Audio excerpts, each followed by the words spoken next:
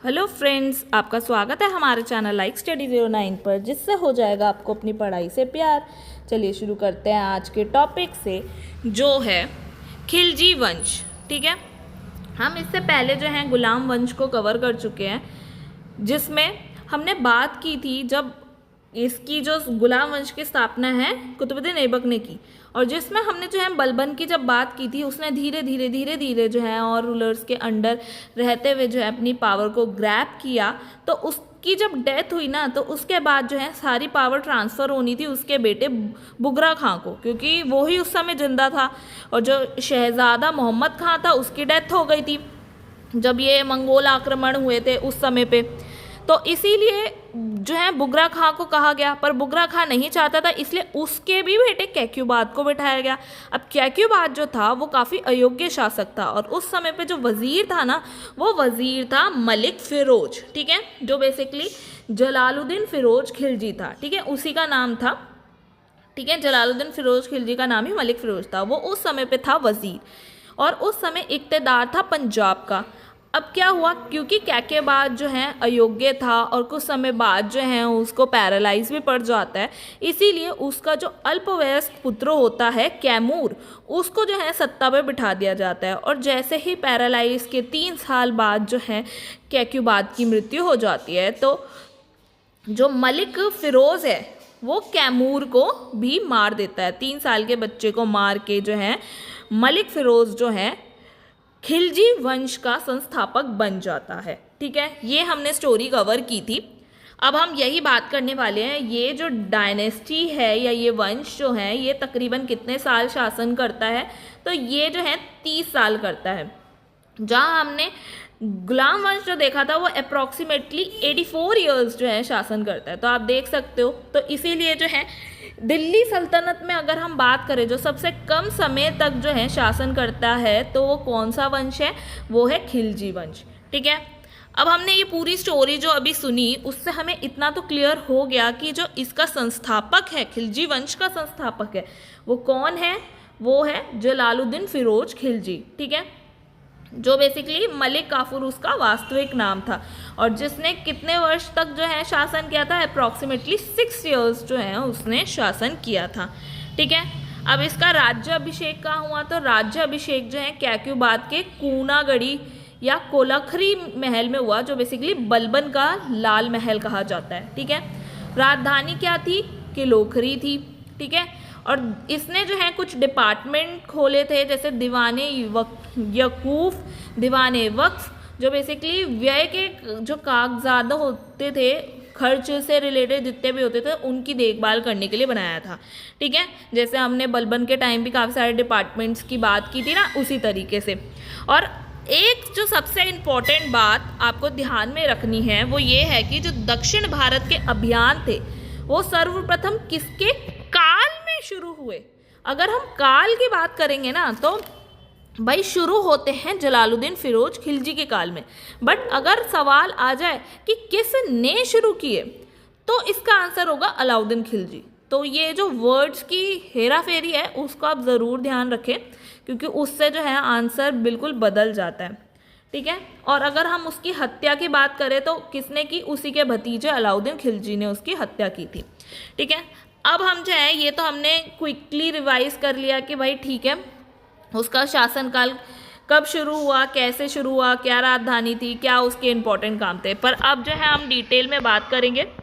जलालुद्दीन फ़िरोज खिलजी जो था, वो तकरीबन 70 साल का एक वृद्ध व्यक्ति था, जो बेसिकली एक उदार व्यक्ति था। ठीक है, जो ज़्यादा दिन तक शासन नहीं कर पाया। वो इसलिए शासन नहीं कर पाया कि वो बूढ़ा था, वो इसलिए शासन नहीं कर पाया क्योंकि उसके भतीजे जो हैं अलाउद्दीन खिलजी ने उसकी हत्या कर दी थी। अब हत्या क्यों की होगी, तो ऑब्वियस सी बात है, सत्ता का लालच, इसीलिए। ठीक है, तो अब ये जो है इसका जो महत्वाकांक्षी भतीजा था अलाउद्दीन खिलजी, उसने जो है इसकी हत्या कर दी, वही बात यहाँ है।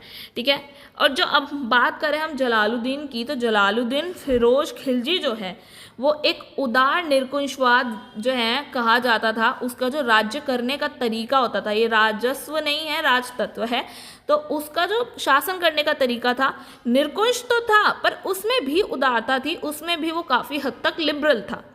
अब देखो क्या है, वो बेशक खुद ही सेंटर बन के जो है शासन तो करेगा, बट वो कम से कम ये है कि लोगों की भावनाओं को समझेगा और लोगों को उनका जो है रिलीजन फॉलो करने देता था। ठीक है, अब उसकी ऐसी विचारधारा वाला ये पहला सुल्तान था जो बेसिकली काफ़ी लिबरल अप्रोच रखता था। ठीक है, निरंकुशवाद होते हुए भी, निरंकुश भी होते हुए भी उदार था। ठीक है, तो अब खिलजी वंश में जो है हम बात करें शासन के पदों पर एक नए समूह को आसीन करने के लिए जो है भाई ये पहला व्यक्ति था जो करने देता था। उसको ऐसा नहीं था कि तुर्क ही आएंगे, जो मेन पोस्ट है उस पर तुर्की ही बैठेंगे, इवन जो नॉन तुर्कीज थे वो भी जो है यहाँ पर बहुत इजीली देखने को मिलता है कि हाँ उनको अलाउ कर देता था। अब यहाँ तक कि जो उस समय का कंटेम्प्रेरी हिस्टोरियन है ना बर्नी, वो ये बताता है कि ये तो एक चींटी को भी नुकसान नहीं पहुँचाता था।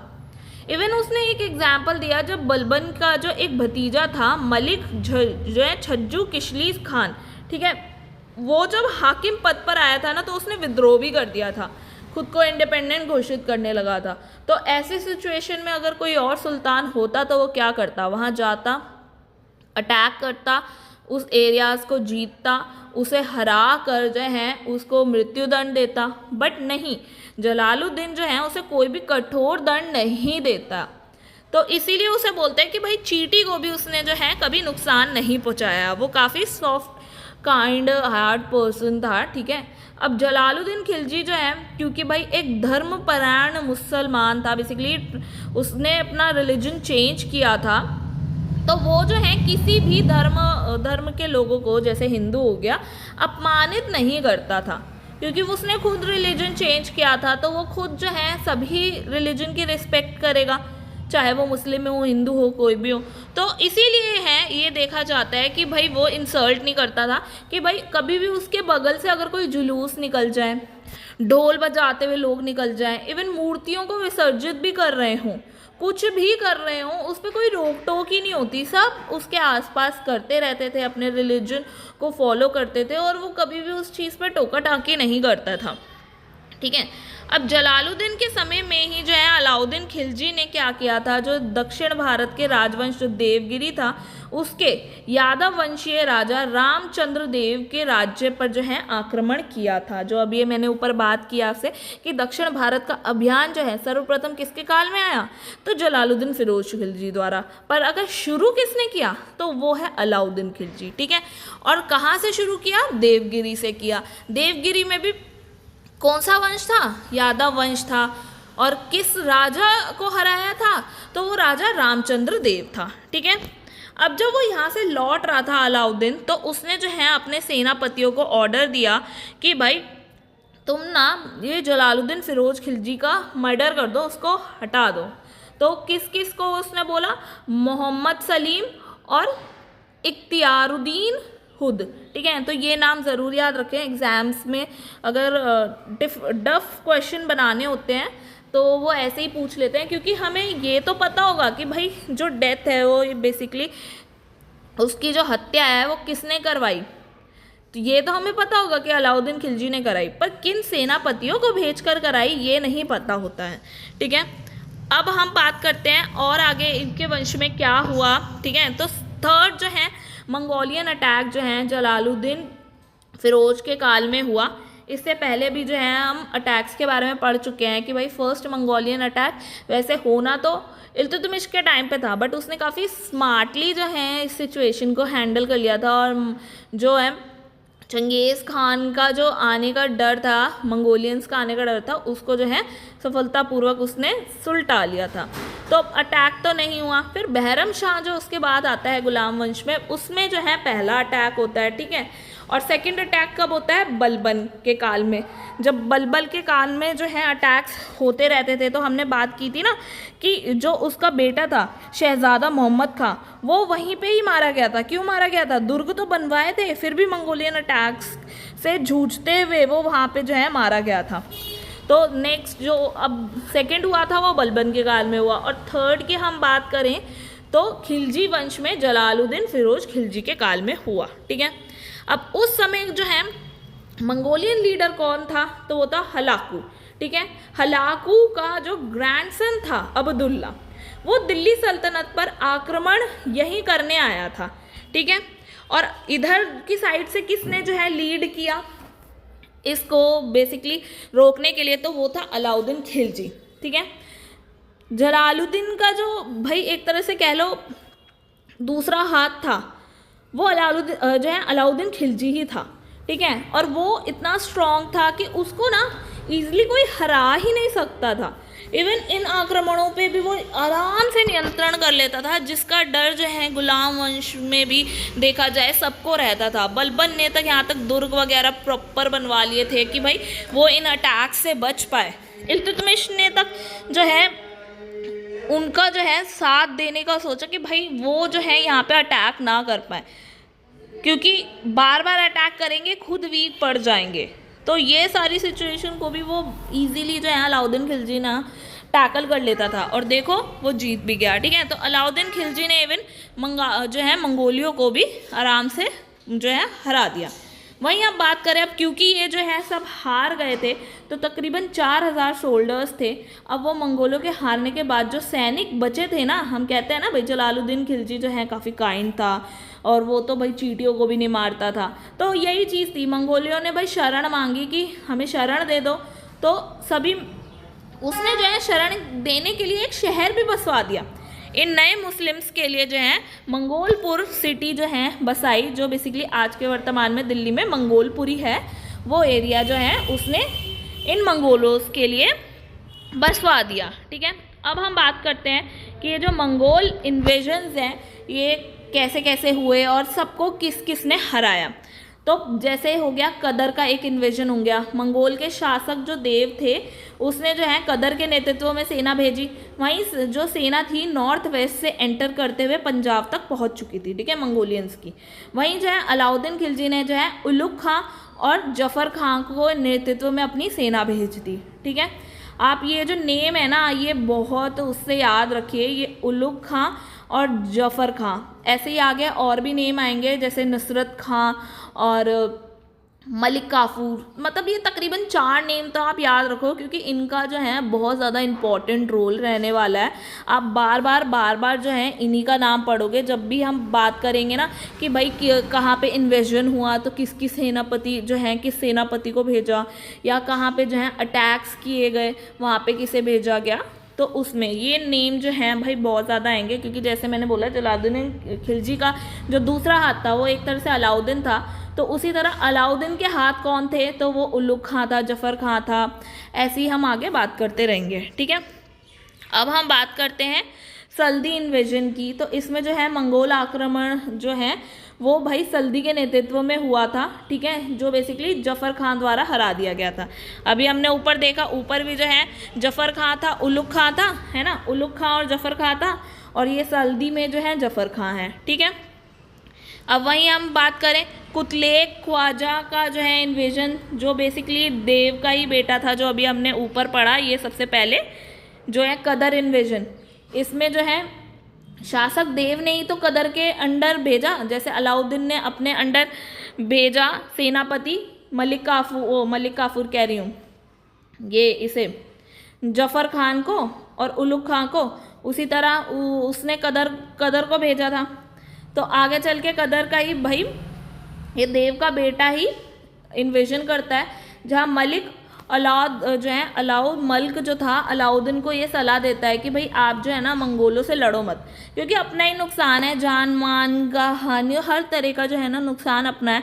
वो बार बार अटैक करेंगे, वो लूट कर ले जाएंगे, यहाँ पे हम जो है अपनी सेना भेजते हैं, लोग भी मारे जाते हैं, सामान भी जो है लूटा जाता है। तो बेसिकली नुकसान अपना होता है, क्योंकि कभी कभी हो तो वो उसे हराने के लिए वो प्रॉपरली अटैक करें, ठीक है, बट ये तो फ्रिक्वेंटली ही होता रहता है, तो नुकसान अपना ही होता है। इसीलिए अलाउद्दीन ना एट द एंड बोलता है कि अगर मैं इन मंगोलियों से पीछे हट गया ना तो भाई मैं कायर होऊंगा, क्योंकि वो बार बार अटैक कर रहे हैं, हम परमिशन दे रहे हैं, तो वीक कौन हुआ, जो परमिशन दे रहा है। इसीलिए उसने बोला कि भाई मैं कायर नहीं हूँ, मैं इनसे पीछे नहीं हटूंगा। इसलिए उसने जो है जफर खां, उलुग खां और नुसरत खां, जो मैंने बोला था अभी नुसरत खां नाम आएगा, तो वो जो है युद्ध में भेजा उसने, और जहाँ पे जो जफर खां है ना इसकी हत्या हो जाती है, ठीक है। तो अब बचा कौन, उल्लुग खां बचा और नसरत खां बचा, ठीक है।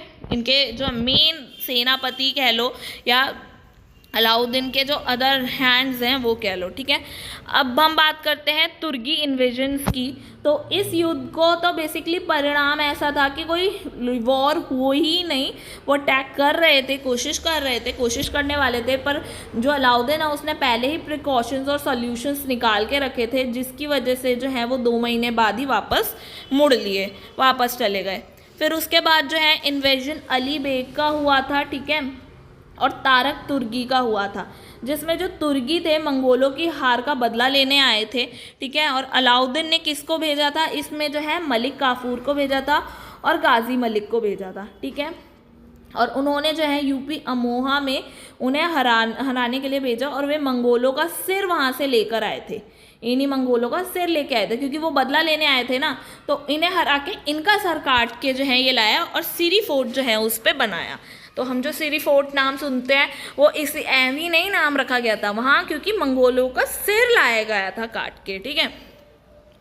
और इन्वेजन ऑफ कबूक और जो है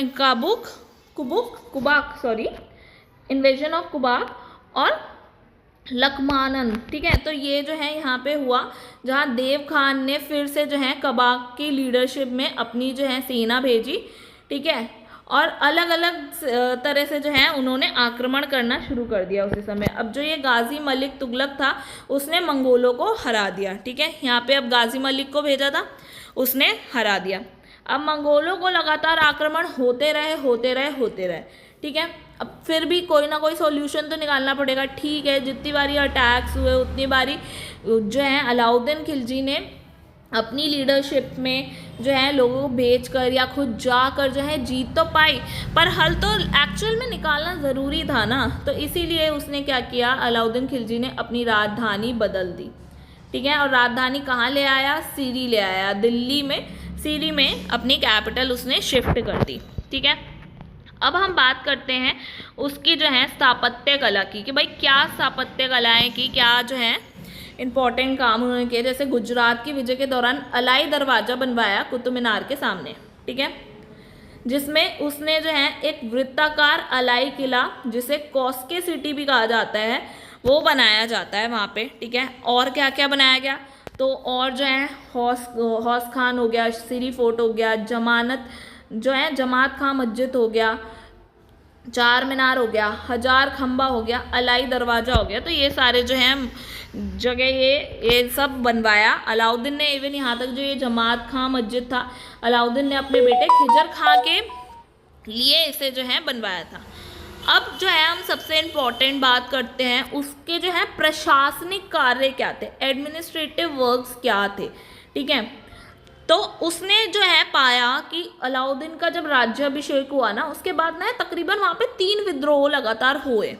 तो उसने ये सोचा कि भाई मैं पहले ही ना ये कारण जानने की कोशिश करता हूँ कि भाई ये विद्रोह हो क्यों रहे हैं। अगर मुझे कारण पता लग गया तो मैं उनका सॉल्यूशन निकालूंगा, तो विद्रोह की दिक्कत ही नहीं बढ़ेगी, है ना। भाई जनता क्यों विद्रोह कर रही है वो पता लग जाएगा, क्योंकि मंत्रिमंडल में ये सब तो चलता रहता है, बट जनता का विद्रोह क्यों हो रहा है ये जानना ज़रूरी है। इसीलिए जो है मंत्री परिषद को भेजा कि भाई पता करो क्या कारण था। तो टोटल जो है 4 कारण जो है निकल के आए मोटे मोटे तौर पे, जिसमें पहला था सुल्तान को जनता की गतिविधियों के बारे में कोई जानकारी नहीं है डायरेक्ट, क्योंकि जो है काफ़ी सारी एक बड़ी सी हायरार्की बन जाती है कि भाई सुल्तान को जो खबर है, एक्चुअल खबर, जो कि भाई एक आम इंसान किस तरीके से जी रहा है, खा रहा है, पी रहा है, क्या उसकी नीड्स पूरी हो रही हैं नहीं हो रही हैं, वो चीज़ें उसे नहीं पता लग रही। अब उसने कोई सुविधा निकाली है, वो उन तक एक्चुअल में पहुंच भी रही है या नहीं पहुंच रही है, उसे उसके बारे में खबर नहीं मिल पा रही है। दूसरा उसने जो रीज़न निकाला कि मद्यपान जो है वो बहुत ज़्यादा हो रहा है, ठीक है, ड्रिंकिंग और ये सब आदतें जो हैं लोगों में बहुत ज़्यादा प्रचलित हो रही हैं। और तीसरा जो है मलिकों और अमीर जो हैं उनके बीच ना बहुत ज़्यादा कहते हैं ना अच्छी फ्रेंडशिप होती जा रही है। अब जिसका कारण जो है चौथा यही हो जाता है कि पैसा जो है एक जगह इकट्ठा हो जाता है। अब पैसा इकट्ठा हो जाता है तो भाई गरीब और गरीब हो जाएगा और अमीर जो है और अमीर हो जाएगा। तो ये जो सारे जो प्रॉब्लम्स है ना, इसका सॉल्यूशन निकालना ज़रूरी था। तो इसी के सॉल्यूशन में जो है उसने तकरीबन 4 निर्देश जो हैं वो जारी करे, जिसमें पहला था जनता के बारे में जानकारी प्राप्त करने के लिए गुप्तचर छोड़े जाएंगे। ठीक है, कि भाई सीधा जो ग्राउंड लेवल की रियलिटी है वो सीधा जो है अलाउद्दीन खिलजी को पता लग सके, क्योंकि हायरार्की तक पहुँचते पहुँचते को कौन क्या चाहता है बताना, क्या फिल्टर कर देता है इंफॉर्मेशन को, वो उसको नहीं पता लगेगा। इसीलिए उसने डायरेक्ट गुप्तचरों को अपॉइंट किया कि भाई आप जाए और डायरेक्ट ग्राउंड रियलिटी जो है ना वो बताएं। दूसरा क्या किया, दूसरा हल क्या निकालने की कोशिश की कि पूरे राज्य में जो मद्य है ना वो निषेध कर दिया, उसे रोक दिया। ठीक है, वो अलग बात है कि बिकना बंद नहीं कराया, बट जो है बैन कर दिया। ठीक है, तीसरा क्या है, मालिक और अमीरों को ना आपस में मिलने से उसने काफ़ी ज़्यादा रोका, क्योंकि अब वो जब इकट्ठे नहीं होंगे तो पैसे का एक्यूमुलेशन जो है वो कम होगा। ठीक है, और जो पावर है, पावर का एक्यूमुलेशन बेसिकली, क्योंकि पावर जो है वो इकट्ठी हो जाएगी, वो नहीं होगी। और चौथा उसने क्या निकाला, जितने भी राजकीय अनुदान दिए जाते हैं, पुरस्कार है, इनाम है, यहाँ तक वक्फ की भूमियाँ हैं, वो सब जो है उनसे छीन के खालसा भूमि में बदल दी जाती है। अब खालसा भूमि एक ऐसी भूमि हो गई जिसका जो कंट्रोल है वो डायरेक्टली जो है गवर्नमेंट के पास रहेगा, एक तरह से अलाउद्दीन खिलजी की गवर्नमेंट के पास रहेगा, ना कि उनके जो है रिप्रेजेंटेटिव्स के पास रहेगा, या जिसको वो दी गई हैं इक्ता की तरह नहीं है। ठीक है, ये सीधा इसका डायरेक्ट कंट्रोल गवर्नमेंट के पास जाएगा। तो इससे जो है, इससे भी जो है धन इकट्ठा नहीं हो पाएगा, जिसके लिए ना अब उसने भू सुधार जो है वो करने शुरू किए, क्योंकि अब भाई गवर्नमेंट के पास भी रेवेन्यू पहुंचेगा तभी वो जो है वो पैसा लगा पाएंगे जनता के लिए। ठीक है, तो भू राजस्व सुधार के लिए अलाउद्दीन खिलजी ने ना भूमि मापन की एक नई पद्धति जो है वो लेकर आया। ठीक है, जिसमें 2 लैंड जो है लैंड मेजरमेंट यूनिट्स वो लेकर आया, जैसे बिस्वा हो गया और मसाहत हो गया। अब जैसे हम कहेंगे ना कि भाई हमारे पास 100 गज भूमि है, 200 गज भूमि है, 50 गज है, 20 गज है, 30 गज है, जो हम बोलते हैं गज, वो बेसिकली मेजरमेंट यूनिट है। इसी तरह कोई ना कोई मेजरमेंट यूनिट भी तो चाहिए होगी ना। अब देखो किसी पे लैंड है, किसी पे है 50 गज, किसी पे है 100 गज। अब 50 गज वाले से और 100 गज वाले से दोनों से इक्वल रेवेन्यू थोड़े लिया जाएगा, इक्वल टैक्स थोड़े लिया जाएगा। भाई जिस पे 50 है उससे कम लिया जाएगा, जिस पे 100 है उस पे ज़्यादा लिया जाएगा। तो अब ये 50 और 100 का मेजरमेंट आया कहाँ से? गज जो है यूनिट से आया ना। तो इसी तरह एक यूनिट जो है इंट्रोड्यूस करी, एक नहीं 2 यूनिट इंट्रोड्यूस की, जो थी बिस्वा और मसाहत। ठीक है, ये भी चलो क्लियर हो गया कि भाई लैंड मेजरमेंट की यूनिट्स भी बन गई। और क्या क्या सोर्सेज थे या किस तरीके से जो है टैक्सेस लिए जाते थे, अब उनकी बात करते हैं जो इनके लिए रेवेन्यू के सोर्सेस बनते थे। तो 2 जो टैक्सेस थे उस समय इंट्रोड्यूस किए थे, एक था घराई और एक था चराई। तो घराई से पता लगता है कि भाई ये तो हाउस टैक्स हो गया, घर का टैक्स है ना। और चराई, चराने वाला कौन चराता है? मवेशी, मवेशियों को चराया जाता है तो मवेशी कर हो गया। ठीक है, पर सिर्फ यही कर नहीं थे, और भी कर थे, जैसे खराज, जो बेसिकली लैंड रेवेन्यू का जो है 1/3 से हाफ प्रोडक्शन होता था। ठीक है, अब जैसे हम बोल रहे हैं राजस्व दर का 50%। तो भाई अलाउद्दीन खिलजी भारत का प्रथम मुस्लिम शासक था जिसने जो है भूमि का वास्तविक आय पर जो है भूमि के वास्तविक आय पर राजस्व निर्धारित किया।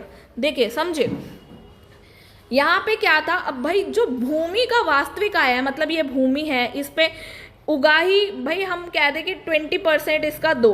अब उसमें इस बारी जो है अच्छी फसल नहीं हुई, या 50% का है, चलो 50% मान लेते हैं, 50% इस बारी फसल अच्छी ही नहीं हुई, तो 50% जो है उन्होंने डिसाइड कर दिया 50% में 100 रुपये को देना है। एग्जाम्पल के तौर पे 50% में उन्होंने क्लियर कर दिया आपको 100 रुपये देने हैं। तो अगर वो 100 रुपये बोल देते तो, और कमाई हुई ही नहीं, कमाई ही 80 की हुई है, तो वो 100 दे कैसे देगा? या फिर दूसरी सिचुएशन मान लीजिए 100 यहाँ फिक्स कर रखा है और कमाई हो गई 200 की, 200 या 300, अब उसके पास में तो काफ़ी ज़्यादा पैसा आ गया है, और 100 तो वो दे देगा, उसके बाद भी उसको काफ़ी ज़्यादा मुनाफा रहेगा। तो इसीलिए उन्होंने ऐसी सिचुएशन के लिए क्या किया कि लैंड से जितना आपका प्रोड्यूस हो रहा है, जितना भी प्रोड्यूस हो रहा है उसका 50% दे दो, ठीक है, उसका दे दो। अब तुम्हारा अगर अकाल की सिचुएशन है, इस बारी नहीं इतना उगा है, कोई बात नहीं, जितना भी उगा है उसका 50% दे दो। तो इसीलिए उन पे ना किसानों पे प्रेशर नहीं आएगा कि भाई हमारा तो उगा नहीं इस बारी, हम कैसे दें। तो इसीलिए जो है अलाउद्दीन खिलजी जो है भारत का प्रथम मुस्लिम शासक था जिसने भूमि की वास्तविक आय पे राजस्व निश्चित किया था, ठीक है। और भी टैक्सेस थे जैसे जजिया, जो बेसिकली नॉन मुस्लिम्स पर लगाया जाता था, बस ब्राह्मण, औरतों और बच्चों को छोड़ के, इवन यहाँ तक विकलांगों को भी छोड़ के, ठीक है।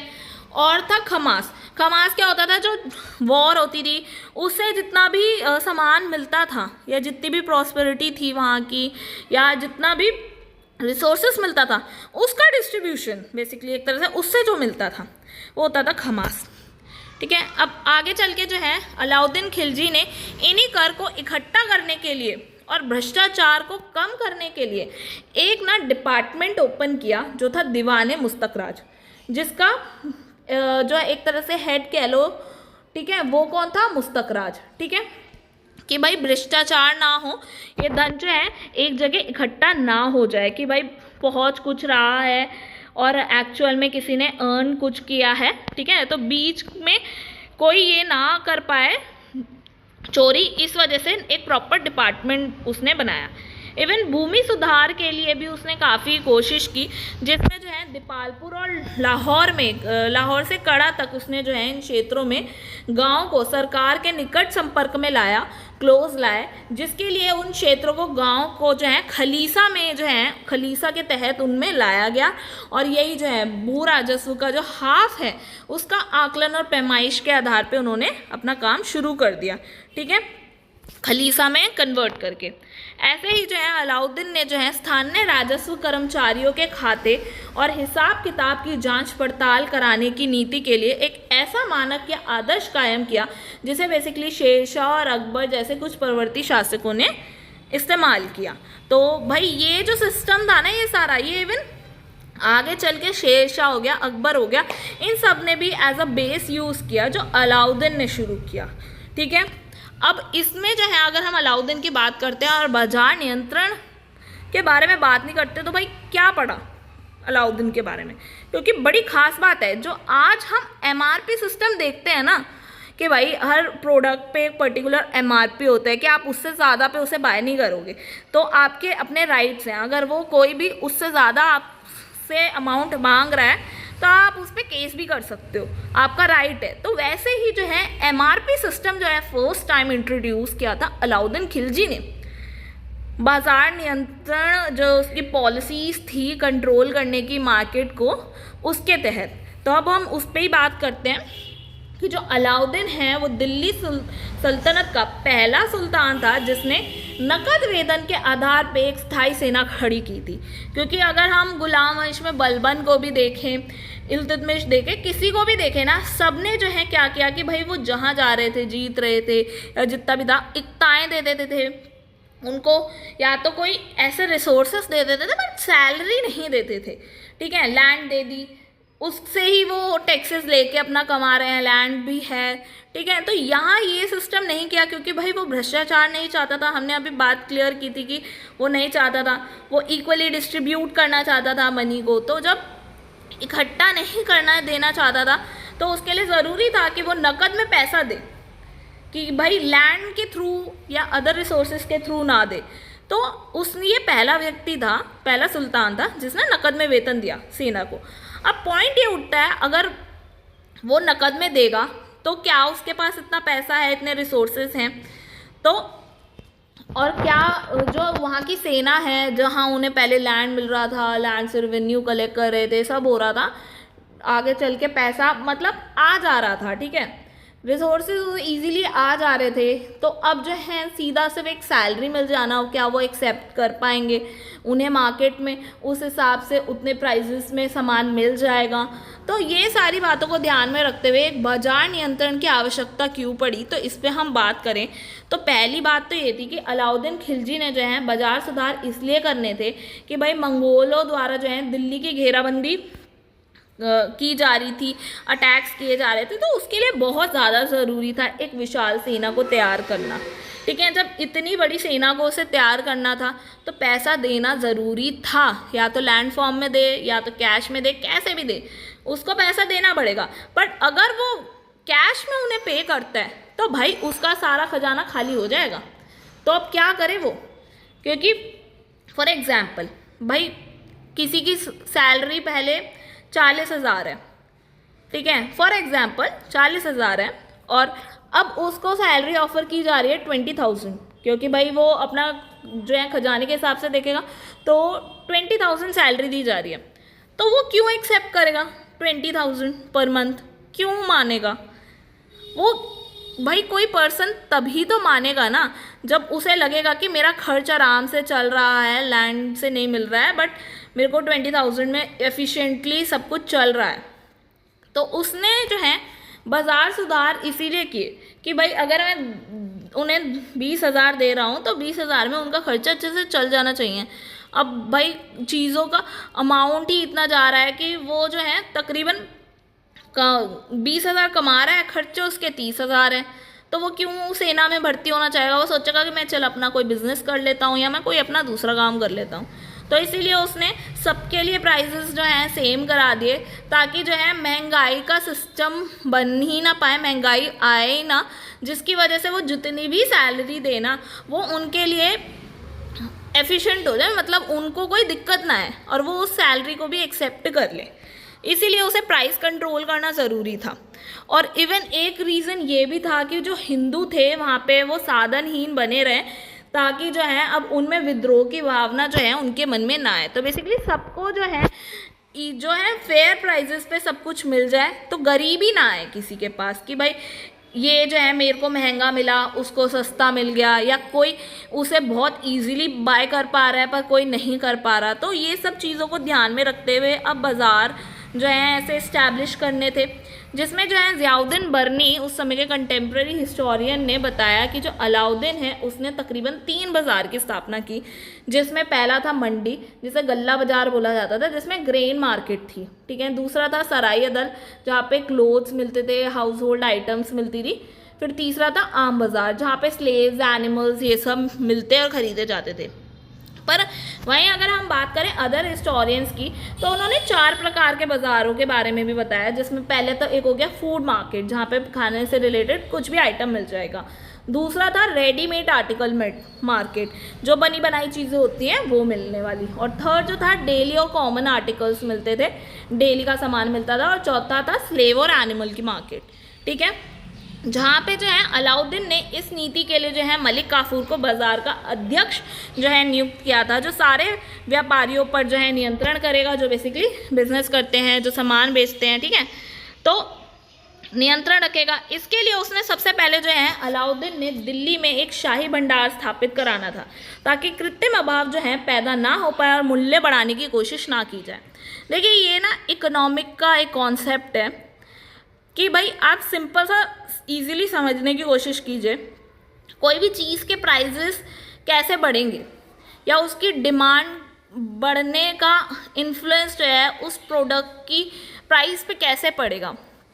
फॉर एग्ज़ाम्पल मेरे पास 5 पेन हैं और उसको ख़रीदने वाले जो हैं 2 लोग हैं, ठीक है, तो अब क्योंकि मेरे पास सामान ज़्यादा है ना, तो उसका प्राइस ऑटोमेटिकली डाउन हो जाएगा, क्योंकि लेने वाले तो 2 हैं, मेरे पास सामान भी ज़्यादा है, तो उनमें कोई कंपटीशन नहीं है।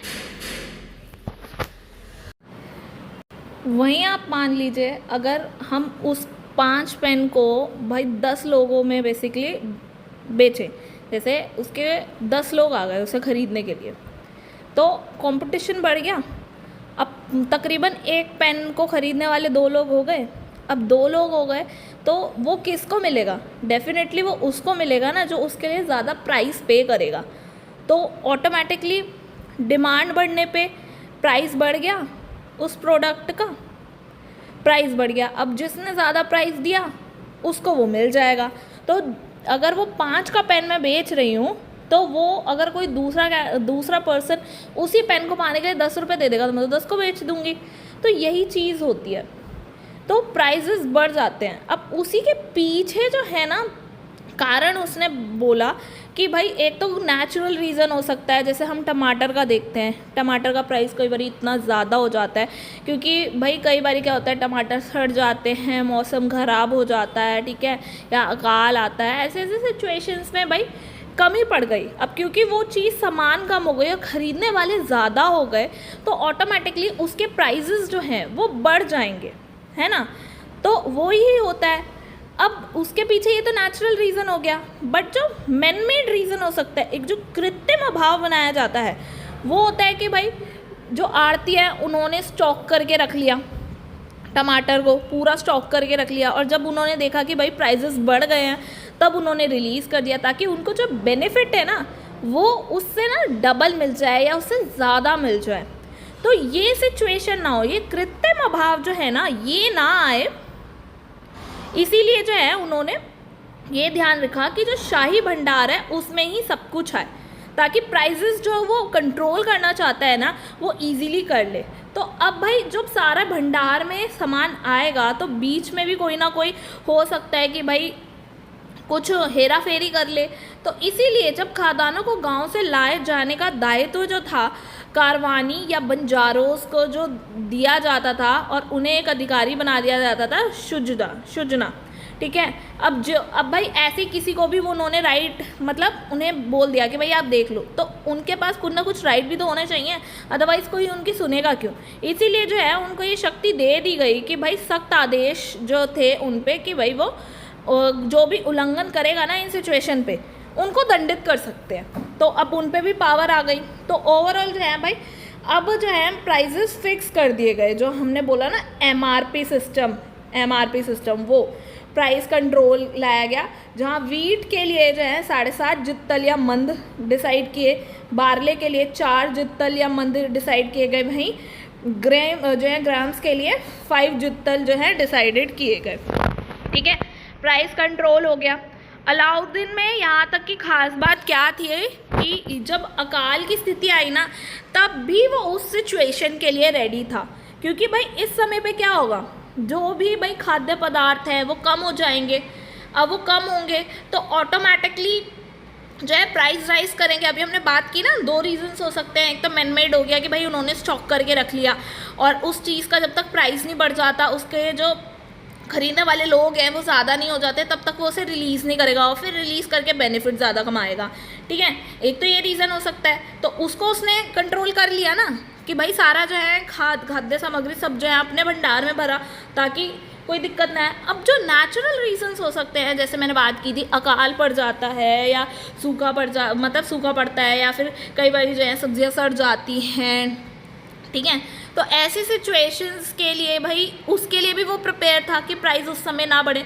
तो उसने ऐसे सिचुएशन में क्या किया भाई, दुकानदारों को उनके इलाके की आबादी के अकॉर्डिंगली उसने ये ध्यान दिया कि भाई कितनी आबादी है और सरकारी भंडारों में कितना जो है भंडार है, कितना सामान है, तो उस सब का रेशियो उसने लगा के भाई पर पर्सन कितना मिलना चाहिए, उसकी नीड भी पूरी हो जाए, ठीक है, और जो है सामान जो कम सामान में भी काम बन जाए, वो उसने हिसाब किताब लगा के जो है उसने ये डिसाइड कर दिया कि पर व्यक्ति को जो है ना एक बार में सिर्फ आधा मन या उससे अधिक मात्रा में अनाज जो है खरीदने की अनुमति नहीं होगी। 1 मन तक खरीद ले या एक जो है जित्तल तक खरीद लेना, एक बारी में आधा जित्तल जो है वो खरीद ले, ठीक है, उससे ज़्यादा उसको अलाउ नहीं होगा। बट हाँ, कुछ अमीरों के केस में तो आपको भी पता है हमेशा जो है भाई थोड़ी सी आज़ादी मिल ही जाती है, तो उन पे ये चीज़ लागू नहीं हो पाई क्योंकि भाई उन पे पैसा भी ज़्यादा था, ठीक है।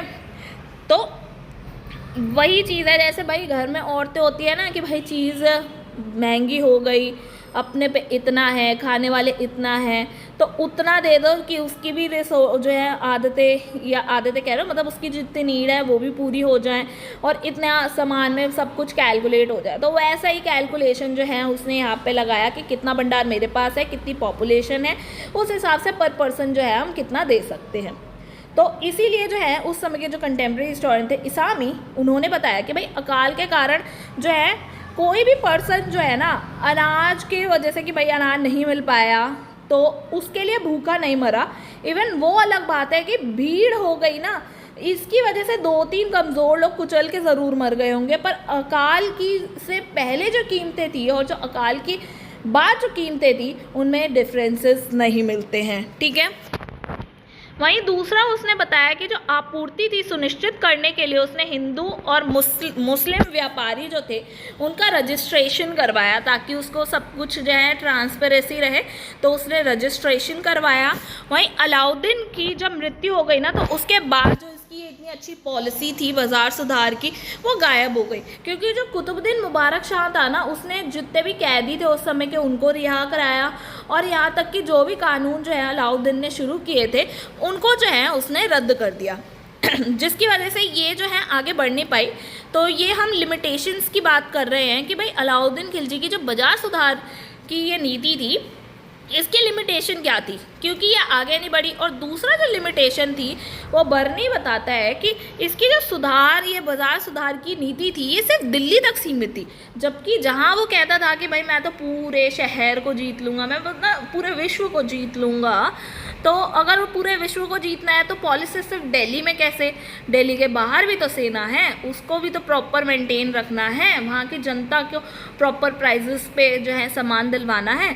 तो भाई वो अभी उतने लेवल तक कर ही नहीं पाया, दिल्ली तक ही ये जो है सीमित रही और उसके बाद अगर वो आगे बढ़ती भी तो उसके बेटे ने जो है आगे बढ़ने नहीं दी। ठीक है, अब हम बात करते हैं उसके मिनिस्टर्स की कि भाई पहले जो है एम्पीरियर होता है प्राइम मिनिस्टर की तरह, देख लीजिए वज़ीर को। ठीक है, वज़ीर की पोस्ट होती है जो बेसिकली सोल्जर और सिविलियन का या फाइनेंशियल सेक्टर कह लो या जो है इम्पीरियल आर्मी के कमांडर होता था। ठीक है, इसी तरह जो है काजी उल्काजत जो था वो एक पोस्ट थी जिसमें मिनिस्टर जो था होता था किसका, जस्टिस का मिनिस्टर होता था जो। ठीक है, और सद्दुद्दीन काजी मामलिक जो है भाई पहला मिनिस्टर था जो बेसिकली इस किंगडम का इस पोस्ट पे बैठा था।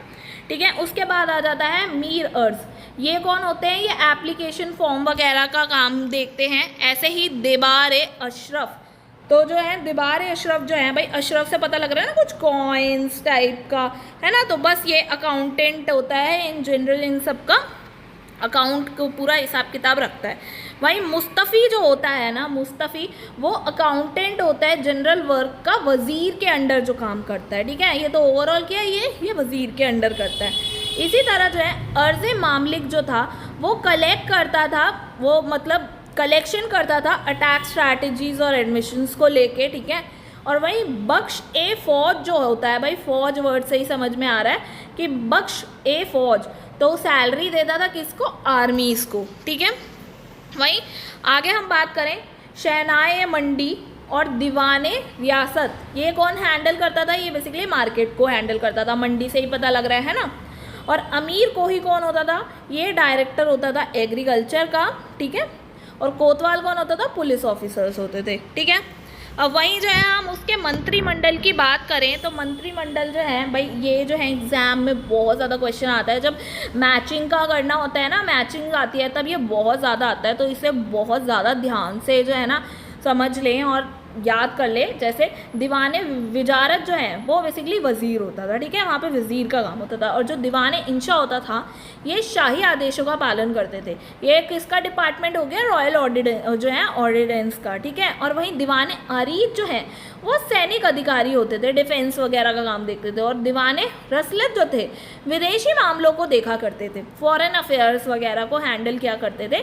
तो ये जो थे उनके डिपार्टमेंट, मेन डिपार्टमेंट हो गए। ठीक है, दीवाने वजारत, दीवाने इंशा, दीवाने अरीस और दीवाने रसलत। ठीक है, आगे भी इसी तरह के डिपार्टमेंट्स चलते रहेंगे, इसीलिए इनको याद रखना ज़रूरी है कि वजारत में वज़ीर होता है, इंशा में जो होता है शाही आदेश होते हैं, अरीज़ में मुख्य सैनिक अधिकारी और रसलत जो है उसमें फॉरेन अफेयर्स। ठीक है, अब वहीं हम बाज़ार के अधिकारियों की बात करें, क्योंकि बाज़ार की भी पूरी पॉलिसी लाई थी, तो इसमें भी कुछ अधिकारी अपॉइंट किए गए थे। तो वो क्या था, एक तो शहनाई मंडी जो बाज़ार का अध्यक्ष होता था, ठीक है। उसके बाद आ गया दीवाने रियासत, अब वो ये हो गया बाज़ार का नियंत्रक, और सराई अदल क्या हो गया, न्याय अधिकारी वहाँ का, ठीक है, बाज़ार के। और बारीदे मंडी ये बाज़ार का निरीक्षक होता था। वहीं मन्नेयम जो था वो गुप्तचर था, ये गुप्तचर था, ये निरीक्षक था, ठीक है। अब हम बातें करते हैं और डिटेल्स की कि और क्या क्या जो है इसके विजन के लिए जो है इम्पोर्टेंट हम पॉइंट्स देख सकते हैं। जैसे भाई पहली बार घोड़े दागने की प्रथा और हुलिया प्रथा जो है वो शुरू किया था अलाउद्दीन खिलजी ने, ठीक है, जो भाई आगे भी कंटिन्यू किया जाता है, ठीक है। ये जो घोड़े दागने की प्रथा है, हुलिया सिस्टम है, शेरशाह सूरी भी करवाता है, ठीक है। पर ये जो है भाई पहली बार किसने शुरू कराई, घोड़े दागने की प्रथा और हुलिया प्रथा ये अलाउद्दीन खिलजी ने शुरू करी, ठीक है। ऐसे ही आगे जो है हम बात करें भाई, पहला ऐसा सुल्तान था जिसने युद्ध का जो लूट होती थी, जो हमने भाई बात की थी खैराज वगैरह की आगे, ठीक है। तो और काफ़ी सारे हमने टैक्सेस की बात की थी, खराज की थी, और भी टैक्सेस की बात की थी। तो उसमें से हमने एक में बात की थी कि युद्ध के जो लूटा हुआ सामान होता है वो भी जो है बेसिकली एक रेवेन्यू का पार्ट बनता है। उसमें जो बर्नी था उसने ये लिखा था अपनी तारीख़ फ़िरोज़शाही में कि जो भी लूट से मिलता था ना उसका 1/5 हिस्सा तो वो सैनिकों में ही बांट देता था। ये नहीं कि सारा का सारा उसका है, वो जितना भी जीतते थे उसका 1/5 दे देते थे। तो उनको भी अपना एक लालच रहता था कि हाँ भाई जितना ज़्यादा हम लूटेंगे, जितना ज़्यादा हम जीतेंगे, उसका उतना ही 1/5 जो है ज़्यादा होगा और वो हमको मिल जाएगा। तो बर्नी ये भी बताता है बिन अलाउद्दीन विश्वास करता था कि जो राज्य और प्रशासन है ना वो शरीयत के नियमों और आदेशों से एकदम डिफरेंट होती है, क्योंकि भाई रिलीजन अपनी जगह अलग है और शासन करना वो अपनी जगह अलग है। तो रिलीजन को आप प्रॉपरली शासन करने के तरीक़ों में अप्लाई नहीं कर सकते, है ना। तो वही चीज़ पे जो है ये बिलीव करता था, इसलिए प्रशासन केवल सुल्तान से उसने जोड़ा और शरीयत के नियम काजियों से जोड़ा, ठीक है, कि जो शरीयत के नियमों का पालन करवाना है या उसके जितने भी रूल रेगुलेशंस हैं उनकी जिम्मेदारी काजियों की। पर अगर आप प्रशासन की कहो तो उसकी जिम्मेदारी सुल्तान की, ना कि काजियों की, ठीक है। तो वो इस चीज़ पे बिलीव करता था, इसीलिए जो है वो वही गैर तुर्की के विरुद्ध कोई पक्षपात नहीं करता था, रिलीजन बेस उठा के नहीं लाता था, ठीक है। और आज्ञा, बस एक ये बात थी कि अलाउद्दीन के आज्ञा के बिना कोई वहाँ पे शादी नहीं कर सकता था, उसके लिए प्रतिबंध था। और इसी के दरबार में जो है अमीर खुसरो और हसन निज़ामी जैसे जो हैं प्रसिद्ध कवि रहा करते थे। अब अगर हम अमीर खुसरो की बात कर रहे हैं तो थोड़ा बहुत अमीर खुसरो इसके दरबार में था, तो उसके बारे में भी हम जान लेते हैं। तो कौन था, तो ये जो है गयासुद्दीन बलबन के समकालीन भी था, ठीक है, जो जो है तूतीए हिंद की से उपाधि मिली। इसकी जो है तूती हिंदुस्तान की चारों दिशाओं में गूंजती है या यश कीर्ति, ये इसका मतलब हुआ।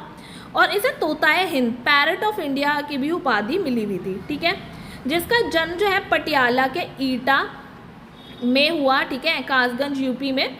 और जो इसकी मृत्यु बेसिकली इसका जो टॉम है वो निज़ामुद्दीन औलिया का जो दिल्ली में टॉम है ना वहीं पर ही मिलेगी।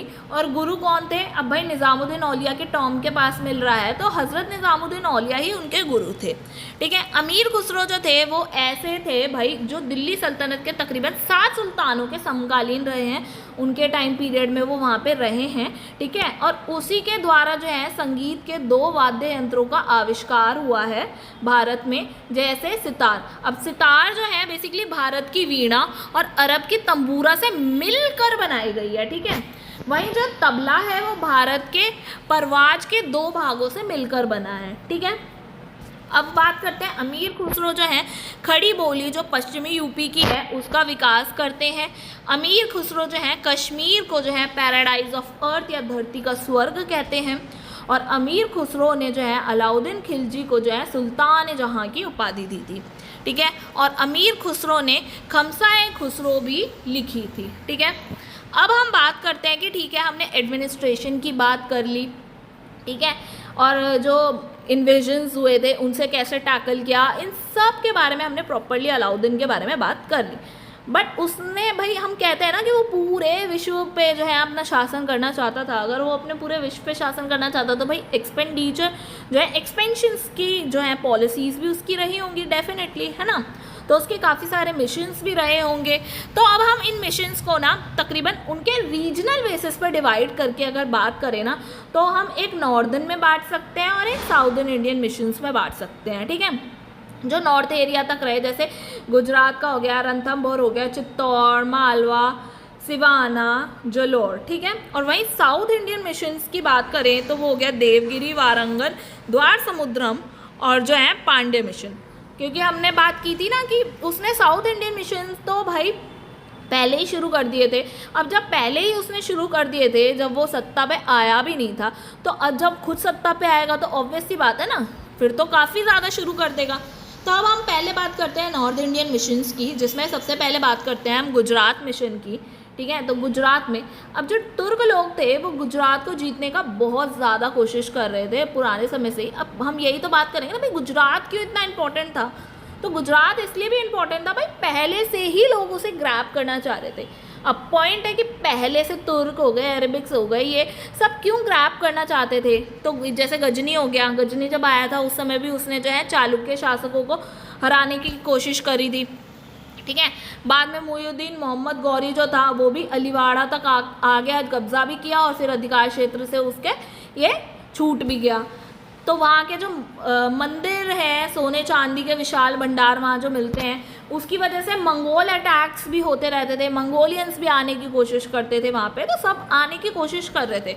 तो उसमें एक बड़ा रीज़न ये भी था कि वो एक ऐसा एरिया कि जहाँ पे ना ट्रेड करना जो है काफ़ी ज़्यादा ईजी हो जाता है, इंटरनेशनल ट्रेड ईजी हो जाता है, क्योंकि भाई वो समुद्र से जुड़ा हुआ है ना। तो अब यहाँ से उनके लिए आना बहुत इजी पड़ेगा। तो अगर वो इधर के एरिया को ग्रैब कर लेंगे तो भाई उनके लिए ट्रेड इजी हो जाएगा, जिसमें भाई वो गुजरात पर नियंत्रण करने के बाद जो अरबी हैं, ईरानी हैं या तुर्क की जितने भी अच्छी प्रजाति के घोड़े हैं ना, वो उनको यहाँ पे ला सकते हैं। तो ये उनके लिए बहुत आसान बन जाएगा। इसीलिए जो है गुजरात मिशन को शुरू किया गया, जिसमें जो है उसके सेनापति कौन थे, उलुग खां और नसरत खां। जो मैंने आपको बताया था कि इनके नाम तो भाई बिल्कुल आप याद ही कर लीजिए, क्योंकि ये नाम बहुत आएंगे। तो एग्ज़ाम में अगर क्वेश्चन पूछ लिया जाए कि भाई गुजरात का जो अभियान भेजा था उसमें सेनापति कौन थे, अलाउद्दीन द्वारा कौन से सेनापति भेजे गए, तो आपको कन्फ्यूजन ना हो, क्योंकि 4-5 नाम है, उन्हीं को आपको याद करना है और बस उसी के अकॉर्डिंगली ये देखना है कि किसको जो है भेजा गया था या अलाउद्दीन खुद किन किन में गया था, ठीक है। तो अब वहीं हम बात करें गुजरात में जो मिशन भेजा, वहाँ पे भी कुछ शासक रहा होगा, तो वो था रायकरण वघेला, ठीक है, जो बेसिकली एक भगोड़ा शासक था। क्योंकि बाद में क्या है, वो जब यहाँ से बच के जब इनका अटैक होता है तो वो यहाँ से भाग कर जो है ना रामचंद्र देव देवगिरी भाग जाता है, ठीक है, रामचंद्र देव के पास चला जाता है। भाई वो पहले रामचंद्र के पास जाके, याद है कि भाई जब वो जाता है वहाँ पे उन्हें हरा के आता है, तभी जाके अलाउद्दीन फिर जब आता है तो अपने सेनापतियों से जो है हत्या करवाता है ना। तो वही चीज़ कि अब ये उसी के पास चला जाता है। और इस अभियान के दौरान जो है उलुग खां और नुसरत खां जो थे, उन्होंने जैसलमेर पर भी अधिकार कर लिया था, क्योंकि वो वहाँ जा रहे थे, बीच रास्ते में पड़ रहा था, अधिकार कर लिया। अब ये जो रायकरण वघेला था, उसकी पत्नी थी रूपमती महारानी कमला देवी। अब वो वहाँ पे थी, तो वहाँ पे सारी स्त्रियों को जो है उन लोगों ने अपने कब्जे में कर लिया और अलाउद्दीन ने फिर जो है कमला देवी से शादी कर ली। अब वो भाग तो गया, अपनी राजधानी को छोड़ के चला गया, दक्षिण में चला गया, दक्षिण गुजरात में जो है बगलाना पर चला गया और वहाँ पे नियंत्रण करके अपना शासन करने लगा। तो कुछ वक्त तक तुर्कों ने तो भाई उन्हें परेशान नहीं किया कि भाई कर रहा है करने दो, कुछ वक्त तक, क्योंकि उनका ध्यान और जगह भी था। तो उस समय पे जो है वो अपना शासन करने लगा। तो आगे चल के जो नुसरत खां है ना, जब वो खंबात बंदरगाह गुजरात में गया था, तब उसी समय जो है उसने 1000 दिनार में जो है मलिक काफूर को ख़रीदा था। जो मैंने कहा था एक और इम्पॉर्टेंट नेम आपका आगे आएगा, वो यही है मलिक काफूर। आप नसरत खां, मलिक काफूर, उलुग खां, इन सब के नाम ज़रूर याद रखें। जो मलिक खां है उसको ख़रीदा, इसीलिए इसे जो है 1000 दिनार भी कहा जाता है, क्योंकि इसे जो है कितने में ख़रीदा था, 1000 दिनार में ख़रीदा गया था, ठीक है। अब जब वो गया तो हमने अभी बात की ना कि जैसलमेर पर जो है बेसिकली विजय प्राप्त करी थी, ठीक है। अब हम आगे बात करते हैं रणथंभौर मिशन की, जिसमें जो है सेनापति भेजे उलुग खां और नुसरत खां, ठीक है। वहीं जो है शासक कौन था, राणा हमीर देव, चौहान वंश का शासक, ठीक है। अब हमने गुजरात में तो बात कर ली थी कि भाई क्यों जो है उन्होंने मिशंस भेजे, क्योंकि भाई वहाँ पे ट्रेड, इंटरनेशनल ट्रेड के लिए वो इम्पोर्टेंट सेंटर बन गया था, इसीलिए उनके लिए जीतना ज़रूरी था।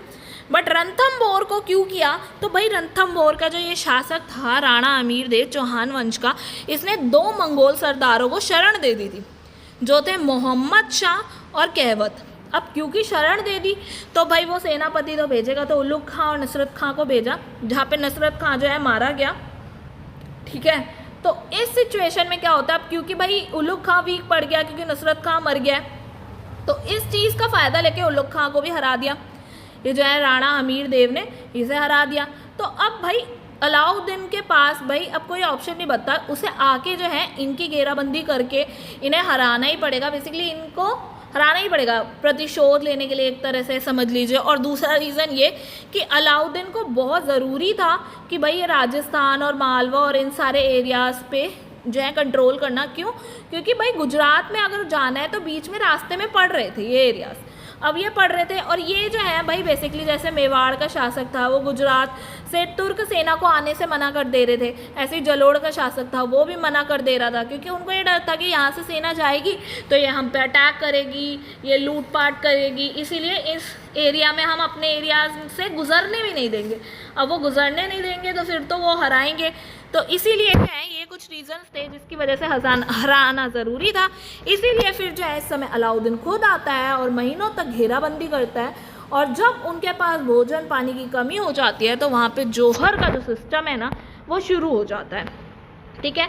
तो इस युद्ध में जो है अमीर खुसरो जो है अलाउद्दीन के साथ में गया था, ठीक है। इसीलिए जो है इस समय जो है हमें एक प्रसिद्ध काव्य मिलता है, इस काव्य में जो है किले का वर्णन मिलता है, जिसमें जौहर का अनुष्ठान का उल्लेख प्रॉपरली मिलता है, जो कौन सा है, तारीख अलाई, ठीक है। और हमीर जो है हमीर महाकाव्य, इसमें हमें ये डिस्क्रिप्शन मिलता है कि जो हमीर है और उसके परिवार के लोग हैं वो जौहर कर करके जो है मर रहे थे। अब इसके बाद जो है हम बात करते हैं चित्तौड़ और मेवाड़ मिशन की, जो 1303 में हुआ। तो जो चित्तौड़ है और मेवाड़ मिशन है ये दोनों की दोनों एक है, क्योंकि जो मेवाड़ है वहाँ के जो राजा थे राजा रतन सिंह, उनकी राजधानी थी चित्तौड़, तो इसलिए कंफ्यूज होने की ज़रूरत नहीं है, दोनों एक ही बात है। तो इस समय जो है भाई सेनापति कौन भेजे गए, तो एक तो अलाउद्दीन खिलजी खुद गया और मलिक काफूर को साथ में ले गया, ठीक है। अब यहाँ पे भी जो है अमीर खुसरो ने जो है चित्तौड़ की घेराबंदी का वर्णन किया, जो तकरीबन 6 महीने तक रही, और राणा रतन सिंह को बाद में जाकर जो है आत्मसमर्पण करना पड़ा, ठीक है। तो आप देख रहे हो कितना ज़्यादा पेशेंस होता था इन पे, कि भाई महीनों महीनों बाहर बैठे रहते थे कि ऑटोमेटिकली अंदर भाई कभी ना कभी तो फूड ख़त्म होगा, जब रिसोर्सेज ख़त्म होंगे तो उन्हें आत्मसमर्पण करना पड़ेगा। और ये जो है बाहर रहते थे तो बाहर से भाई कितनी धूप में पूरा सब कुछ अपने राजपाट को छोड़ के वो वहाँ बैठ के घेराबंदी करते रहते थे, रिसोर्सेज मंगवाते रहते थे और महीनों महीनों खुद वहाँ बैठे रहते थे। पर वो क्योंकि अंदर होते थे तो वो अब रिसोर्सेज कहाँ से लाएं, तो उन्हें जो है बेसिकली मजबूर कर देता था कि ये खुद जो है घुटने टेके। तो इसीलिए जो है भाई आगे चल के जो है अलाउद्दीन ने उसके साथ अच्छा तो सुलूक किया, पर जब किले में शरण के लिए जा रहा था तो 30,000 किसानों का जो है उसने संहार किया, और जौहर का उल्लेख जो है यहाँ पे नहीं मिलता है, ठीक है। उस समय जो है कंटेम्प्रेरी हिस्टोरियंस के द्वारा नहीं मिलता है, बट आगे चल के जो पद्मावत आती है 1540 की, मलिक मोहम्मद जैसी द्वारा लिखी गई, जो बेसिकली शेरशाह सूरी के काल में लिखी गई थी, उस समय के कंटेम्प्रेरी थे वो। तो उन्होंने रानी पद्मावत के जौहर का जो है पूरा एक्सप्लेनेशन किया इस इवेंट पर, जहाँ राजस्थान के इतिहासकार जो गौरी शंकर ओझा थे, उन्होंने आधुनिक इतिहासकारों ने इन्होंने इस कहानी को गलत बताया, ठीक है। पर एट द एंड क्या होता है, चित्तौड़ का किला जो है अलाउद्दीन के पुत्र खिजर खां को वहाँ का जो है देकर हाकिम बनाकर छोड़ दिया जाता है। और परंपरागत वृत्तांतों से जो है ये पता लगता है जो जालोर का जो शासक का भाई था मालदेव, उसने जो है 5000 घुड़सवारों की सेना के साथ जो है अलाउद्दीन के सामने जो है घुटने टेक दिए थे और उसने कहा था कि मैं आपके लिए बिल्कुल निष्ठापूर्वक आपकी सेवा करने के लिए तैयार हूँ। तो अब जब वो राज़ी हो गया तो आगे चल के भाई जब उसने ऑब्ज़र्व किया अलाउद्दीन ने कि भाई सच में मेरा ईमानदार है, तो उसने यहाँ से खिजर खां को बुला कर जो है चित्तौड़ का हाकिम जो है इस मालदेव को बना दिया, जो जालोर के शासक का भाई मालदेव था।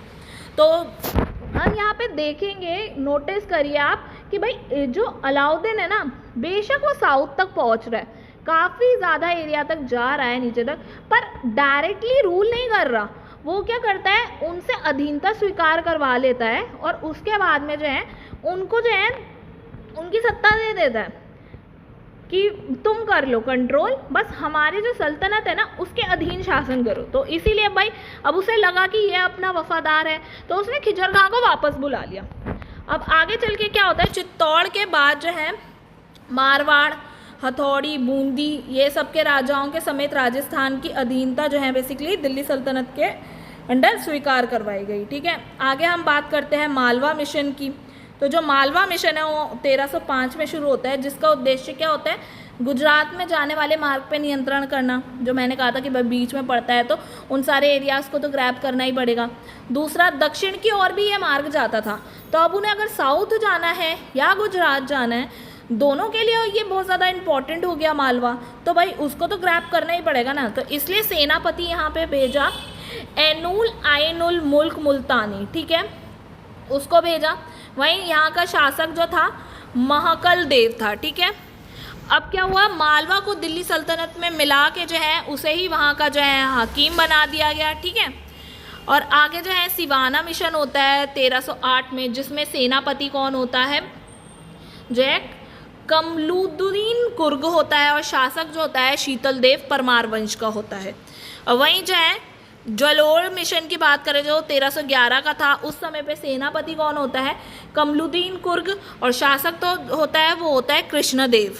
ठीक है, अब हम बात करते हैं साउथर्न मिशंस की, जो शुरू होती है वो शुरू होती है भाई देवगिरी मिशन से, जो महाराष्ट्र में होता है। ठीक है, 1296 से स्टार्ट होता है। जब हमने बात की थी अलाउद्दीन जो है महाराष्ट्र के साथ जो है पहला संपर्क कब होता है, 1926 में हो जाता है, जहाँ पे वो कड़ा से चलकर जब बुंदेलखंड के साथ देवगिरी के सामने अचानक आता है, तो यहाँ पे यादव शासक जो रामचंद्र था और उसके पुत्र सिंगना को वो हरा देता है। तो हमने ये ऊपर बात की थी ना कि पहला मिशन तो भाई किसके काल में शुरू करता है, वो जलालुद्दीन फिरोज खिलजी के काल में शुरू करता है। ठीक है, तो वो देवगिरी जाता है, यादव वंशीय राजा रामदेव जो है रामचंद्र देव को हराता है। तो यहाँ पे ये वही चीज़ है, और इस समय जो है वो जो है इस बहुत बड़ी धनराशि के साथ लौटता है। और रामचंद्र अब क्या होता है भाई, हार तो गया है, ठीक है, वो उस समय पे जलालुद्दीन फिरोज खिलजी के टाइम पे ही हार गया था, पर कुछ समय बाद जो है जो वार्षिक कर जो देना होता था वो उसने देना बंद कर दिया। ठीक है, अब फिर इसीलिए जो है सेकंड मिशन जो है देवगिरी में भेजा जाता है, जो 1308 में होता है, जो बेसिकली अब अलाउद्दीन खिलजी इस समय पे सुल्तान होता है। ठीक है, जिसमें जो है चित्तौड़ मालवा अब पे वो जब अटैक कर रहा था, तो उसके बाद जो है वो देवगिरी आता है, देवगिरी की ओर मुड़ता है, क्योंकि मैंने बोला ना काफ़ी सारे एरियाज थे। अब वो अटैक कर रहा था तो वो एरिया वाई एरिया जाता जा रहा था, चित्तौड़ जीता, मालवा जीता, फिर उसके बाद में देवगिरी पहुंचा। अब वहाँ पे रामचंद्र ने जो है पिछले 2-3 साल से जो वार्षिक कर जो देना था वो बंद कर रखा था। तो उस सिचुएशन में उसने क्या किया, 1303 में भाई 2 सेनाएं भेजी। एक तो भाई गुजरात के भूतपूर्व शासक जो था कर्ण को दक्षिण गुजरात से जो है बगलवाना से हटाना था, और दूसरा जो है रायचंद्र को पराजित करने के लिए भेजा था। ठीक है, तो एट द एंड होता क्या है, जब दोनों सेनाएं जाके मिल जाती हैं, जब उनका उधर से काम हो जाता है तो दोनों सेनाएं मिल जाती हैं और मलिक काफूर के नेतृत्व में रामचंद्र को दंडित करने के उद्देश्य से निकल जाते हैं। बट अब भाई दंडित करना होता है, क्योंकि भाई वो 2 साल से टैक्स ही नहीं दे रहा है, हार गया है और उनकी अधीनता को स्वीकार किया है, तो टैक्सेस क्यों नहीं दे रहा। तो अमीर खुसरो ने कहा कि भाई ऐसी सिचुएशन पे भी जो है अलाउद्दीन ने मलिक काफूर को यह आदेश दिया कि रामचंद्र को किसी भी नुकसान के बिना लेकर आओ। उससे जो है ना ट्रीटमेंट अच्छा दिया जाएगा। तो उसने जब वो दिल्ली में आया, यहाँ आया, तो उसे जो है राय नायान की जो है उपाधि दी गई, ठीक है, रामचंद्र को। तो अलाउद्दीन खिलजी द्वारा जो इतना सम्मान दिया गया इस सिचुएशन पे भी, जहाँ वो उसे मरवा भी सकता था, अब इतनी जो है दया भाव दिखाया, तो रामचंद्र जो है वो ऑटोमेटिकली खुद जो है अलाउद्दीन के फेवर में चला गया, विद्रोह की सिचुएशन ही नहीं बनी। तो इसलिए रामचंद्र ने जो है अपनी बेटी झट्टेपाली से जो है अलाउद्दीन का विवाह करा दिया, और वहीं उसका जो बेटा खिजर खां था उसे जो है कमला देवी के आग्रह पर देवल देवी से उसका जो है विवाह करा दिया गया। अब क्योंकि ये शादियां हो गई तो से जो है भाई रिश्ते तो अच्छे हो जाएंगे, फिर तो कोई दिक्कत परेशानी आने नहीं वाली। इसलिए जो है अलाउद्दीन खिलजी के द्वारा रामचंद्र को जो है नवसारी जिले का, जो बेसिकली वर्तमान में आज गुजरात में है, उसका जो है उसे दे दिया गया वो एरिया, और इवन यहाँ तक कि 1 लाख सोने की टंकाएँ भी जो हैं उसे साथ में दी गई। तो रिस्पेक्टफुली भेज दिया, शादी ब्याह सब निपट गया।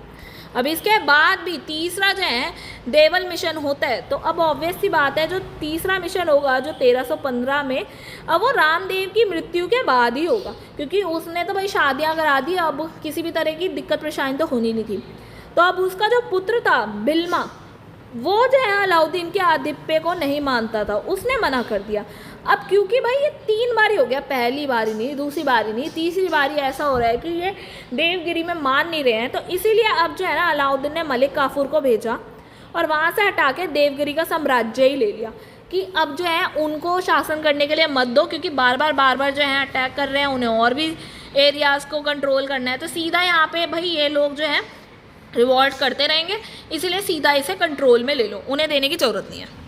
तो अब जो है उसके बाद में भाई वहाँ देवगिरी का तो सिस्टम ख़त्म, क्योंकि सब कुछ अपने अंडर कर लिया। अब जो है वारंगन मिशन की बात आती है जो 1309 में शुरू होता है, जिसमें सेनापति भेजा जाता है मलिक काफूर, और शासक कौन होता है? प्रताप रुद्रदेव, जो काकतीय डायनेस्टी का है। आप एक चीज़ नोटिस करो कि अभी जो हमने साउथ का मिशन पढ़ा, ये देवगिरी का, इसमें भी किसको भेजा था? मलिक काफूर को, ठीक है, मलिक काफूर हो गया। अभी हम जो है वारंगन मिशन पढ़ रहे हैं, इसमें भी भेजा मलिक काफूर को। आगे जो हम पढ़ेंगे ये द्वार समुद्रम का, उसमें भी मलिक काफूर हो गया, और पांडे जो हो गया उसमें भी मलिक काफूर हो गया। तो इन शॉर्ट आप ये समझ गए कि साउथ के जितने ज़्यादा जो मिशंस भेजे गए थे उसमें जो है उन्होंने मलिक काफूर को ही एज अ जो है सेनापति भेजा, ठीक है। तो ईजी हो गया याद करना। अब इस समय क्या होता है, जब वारंगन पर आक्रमण किया जाता है तो प्रताप रुद्रदेव को हरा दिया जाता है, और जब वो आत्मसमर्पण करता है तो इस समय पे ना गोलकुंडा की खदानों से एक हीरा निकलता है, जो हम बहुत अच्छे से जानते हैं, कोहिनूर हीरा। अब ये कोहिनूर हीरे को जो है ये भेंट दे देता है ये प्रताप रुद्रदेव, ठीक है। और जब ये मलिक काफूर साउथ से नॉर्थ जाता है तो ये कोहिनूर लेके जाता है, और यही कोहिनूर जो है अलाउद्दीन खिलजी को भेंट कर देता है। तो आप ये देख रहे हो, प्रताप रुद्रदेव से वो गया मलिक काफूर के पास, और मलिक काफूर से गया वो अलाउद्दीन खिलजी के पास। तो इन शॉर्ट क्या हुआ, अलाउद्दीन खिलजी दिल्ली सल्तनत का पहला सुल्तान था जिसने कोहिनूर को प्राप्त किया था, ठीक है। अब इसके बाद हम बात करते हैं द्वार समुद्रम की, जिसमें सेनापति मलिक काफूर और शासक कौन थे? वीर बल्ला थर्ड, जो होयसाल वंश के थे। अब इन्हें हरा दिया। ऐसे ही पांडे मिशन जो हुआ 1311 में, इसमें शासक कौन थे? वीर पांडे, और सेनापति मलिक काफूर, जिसमें जो है ये जो है वीर पांडे हार गया, ठीक है। और एट द एंड क्या होता है, अलाउद्दीन जो है सिकंदर सानी या सुल्तान जहाँ की जो है उपाधि लेता है, और अलाउद्दीन दक्षिण भारत को प्रत्यक्ष रूप से मिलाने की इच्छा नहीं रखता, क्योंकि भाई एरिया बहुत दूर पड़ जाता है कंट्रोल करने के लिए, इसलिए जो है वो इन्हीं राज्यों को जो है मतलब उन राज्यों को ही उन्हें ही दे देता था, बस उनसे अधीनता स्वीकार करा लेता था, जो अभी हमने ऊपर बात की थी, ठीक है। तो इस समय जो है अलाउद्दीन क्या कहता है, वो अमीर खुसरो क्या कहते हैं कि जो अलाउद्दीन है ना, उनका साउथ पे अटैक करना रिलीजियस पर्पसेस की वजह से था। वहीं जो है डॉक्टर आयंगर और के.एस. लाल जो थे वो कहते थे ये दक्कन पॉलिसी जो थी ना, ये टेम्पल्स को लूटने के लिए थी, ना कि धार्मिक कारणों से, क्योंकि भाई यहाँ पे पैसा बहुत था, मंदिरों में पैसा बहुत था, किसी के घर में हो ना हो मंदिर में तो होगा ना, तो इसीलिए। तो एट द एंड क्या होता है, 1316 में जो है अलाउद्दीन की मृत्यु हो जाती है जलोदर नामक रोग से, और उसका जो टॉम बनाया जाता है कुतुब मीनार कॉम्प्लेक्स में ही, महरौली दिल्ली में बनाया जाता है। तो अब भाई जब डेथ हो गई तो उसके बाद उसका बेटा जो है जो है बैठेगा, जो था शहाबुद्दीन उमर, अलाउद्दीन का पुत्र था, और मलिक काफूर जो है उसकी संरक्षण में राजगद्दी पर बैठा हुआ था। बेसिकली वो क्योंकि छोटा था तो भाई उसका जो है पूरा सिस्टम चला रहा था मलिक काफूर, और वो उसके लिए ईमानदार तो था ही अलाउद्दीन के लिए। तो ऐसी सिचुएशन में क्या होता है, जो उसका दूसरा भाई होता है कुतुबुद्दीन मुबारक शाह खिलजी, वो जो है मलिक काफूर के साथ साथ ये शहाबुद्दीन उमर को जो है मरवा देता है ताकि वो खुद गद्दी पे बैठ पाए। तो इसके बाद जो है कुतुबुद्दीन मुबारक शाह खिलजी जो है गद्दी पे बैठ जाता है, और ये पहला सुल्तान होता है जिसने खुद जो है ना खलीफा की घोषणा की। बेसिकली जो है खलीफा बन गया, तो उसने क्या उपाधि ली, खलीफा-उल-लाह की उपाधि ली।